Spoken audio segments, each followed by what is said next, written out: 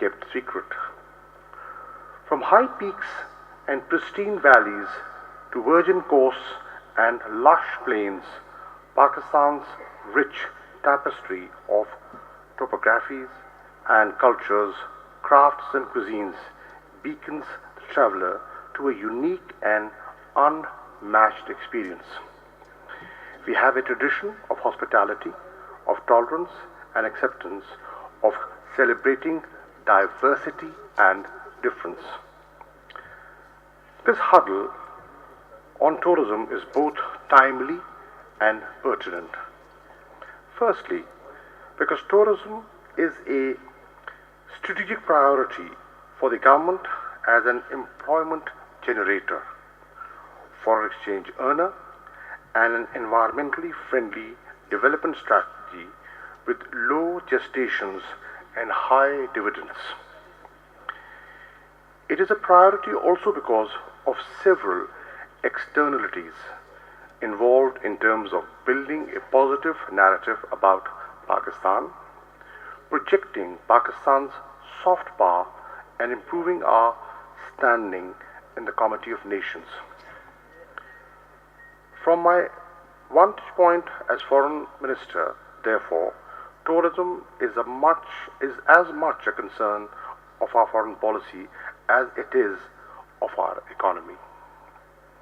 Secondly, because the plethora of actors involved necessitates developing deeper insights into industry dynamics through coordinated mechanisms and consultative forums. And finally, because only through broadest possible deliberations with the spectrum of interests and institutions assuming ownership can we hope to drive forward successful, workable, and focused strategies to augment Pakistan's tourism profile. We certainly have the potential. All indicators point to a discernible revival and a major expansion in tourist football. Tourism in Pakistan has increased 300% over the past few years, from half a million in 2013 to 1.7 million in 2017. According to World Travel and Tourism Council last year, revenue from tourism contributed around 19.4 billion to Pakistan's economy and made up 6.9% of gross domestic product. It expects that it will rise to 36.1 billion within a decade. These are conservative estimates. International tourism moguls are taking note, dubbing Pakistan as one of the most attractive destinations, calling it the next big thing in international tourism. The expansion, however, has materialized so far mostly in the domestic segment, and the security variable has remained a key determinant. Ladies and gentlemen, in the 8 months that we have been in office, this government has perhaps done more to promote tourism than any predecessor. There are 4 areas where we have seen tangible outcomes. Firstly, we have made it easier for the world to travel to Pakistan. Pakistan's visa policy has been thoroughly revamped. Allow me to share with you the salience. A. Visa fee has been rationalized from as high as $595 to a maximum of $65. For most Asian and African countries, averaging $20 to $25 only. Electronic visa facility will be available to citizens of 175 countries within 7 to 10 days of online payment. and visa on arrival facility will be given to 50 countries. Barring few locations, visitors would require no prior clearance for movement. Importantly, all roads leading to international border crossings would be open to foreigners. NOC requirements for accessing them have been done away with. For overseas Pakistanis, missions abroad will be issuing up to 5-year multiple entry visas.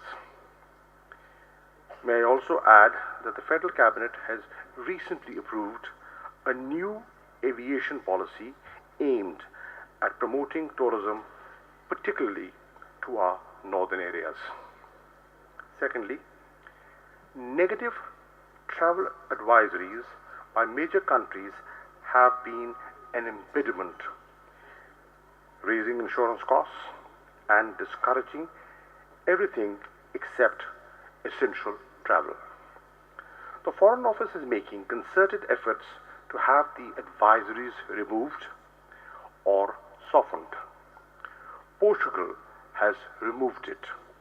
Other countries, including Canada and France, have softened it. This, of course, remains an ongoing endeavor. The more successful events we are able to pull off, the better the security perception, the stronger our case. Thirdly, with the inauguration of Kartarpur Corridor, we have not only undertaken an important confidence building initiative with India, but also given impetus to spiritual tourism in Pakistan. The corridor is set to be put in place by November this year, in time for Baba Guru Nanak's 550th birth anniversary celebrations. Kartarpur and the spirit it embodies is a beginning. We can expect more such initiatives for pilgrims coming to Pakistan, for not just Sikh but also Buddhist, Hindu and Islamic Sufi sites of global significance. Fourthly, we have put in place institutional mechanisms to oversee reform in the tourism sector. A national task force headed by the Prime Minister is in place, working inter alia on identifying and developing new tourist destinations across Pakistan. A National Tourism Coordination Board bringing together all relevant federal agencies has also been set up to market Pakistani tourism and provide technical assistance to the provinces. These measures, ladies and gentlemen, are only a start. They lay the groundwork for the expected takeoff that is yet to materialize. The laundry list of things to do is long, but a beginning has been made and it has to be built upon. 5 priority actions come to my mind. A. Governments, federal, provincial and local, the aviation industry and the hospitality, services and transport sectors will all have to work in tandem. B.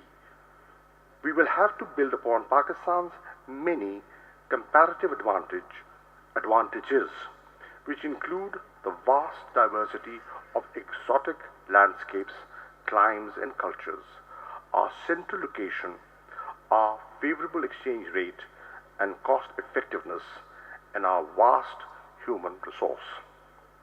C. We will have to address weaknesses. Continual efforts need to be made to combat the negative stereotyping, improve coordination and build capacities. In particular, we will have to work on improving our marketing frameworks and skills and automating systems and procedures to provide for a seamless experience for the traveler. We will have to learn from experiences of Malaysia, Turkey, and the UAE that have emerged as important tourist hubs. And we will have to specialize building niche sectors in adventure, environment and ecotourism, sports and culture, health and education, spirituality and leisure, centered around specific events and locations. Ladies and gentlemen, I am happy that this conference is being organized and an effort is being put to open this country to tourists coming from all over the world. We have a lot of potential, untapped potential. I'm delighted to see the Minister for Tourism from KPK, Mr. Atif Khan, and Raja Yasir from Punjab, the Minister for Tourism. They're both here and are both committed to facilitate tourists coming from abroad. It will help improve Pakistan's image. It will help promote economic growth in Pakistan, activity, and create a win-win situation for private investors. Sky is the limit, provided we get our act together. Nature has been kind to us. We only have to organize ourselves and facilitate the travelers. This government is very keen to do so.